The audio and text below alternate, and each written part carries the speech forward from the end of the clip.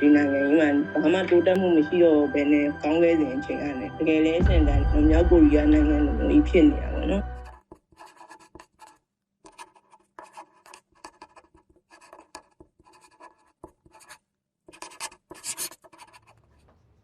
ဒီမှာကတော့ graphic designer ပါတက်34နှစ်စံကုန်မှာတော့ company အလုပ်ကိုလုပ်နေ production ပေါ့နော်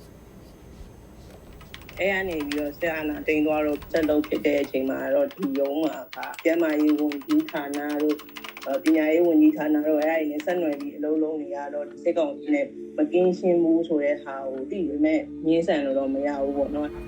အရင်တော့ကတော့ပြီးသွားဖို့တရားထက်တယ်ဒါပေမဲ့အခုချိန်မှာလက်ပြလုံးတာလားလို့ပဲပြောနေတယ်လို့အဲ့လိုစားပြီးတောင်းနေပါတယ်ကိုကိုယ်တိုင်လည်းမသွားကျင်တော့မျိုးထွက်ကစားလို့ပုံနေစစ်တယ်ဖက်ပုံနေစစ်တယ်ကြောက်တာလည်းပါတယ်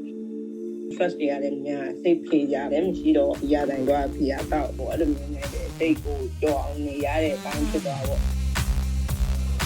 ဒီတော့ဆိုဘာလာလာလေးကိုသွားကျင်လေးရှိရပေါ့နော်အခုကျတော့သူကအရက်သမားလို့ဖြစ်သွားဈေးပေါ်တဲ့ဆိုင်ယူထိုင်တော့ပြီးရောအဲ့လိုပုံစံဖြစ်ပေါ်တာပေါ့နော်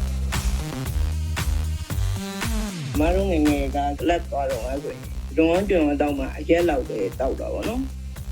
အခုနောက်ပိုင်းကလေးတွေက A တို့ E တို့ Happy Water တို့တောက်မှသူတို့ကကြော်တာ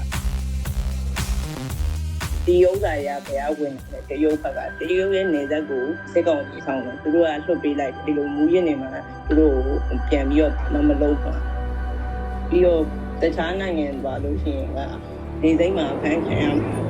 နောက်ပြီးတော့လုံးမရလို့ရှိရင်ရောရက်တီကိုရပါဒီတော့ကြောင့်မလားအလုံးလို့ရှိရင်ကြီးများနေတဲ့မှာပါတော့နော်ဒီထက်ပိုဆိုရမယ်လို့ကိုယ်ထင်တယ်ကြောက်တာလည်းပါတယ်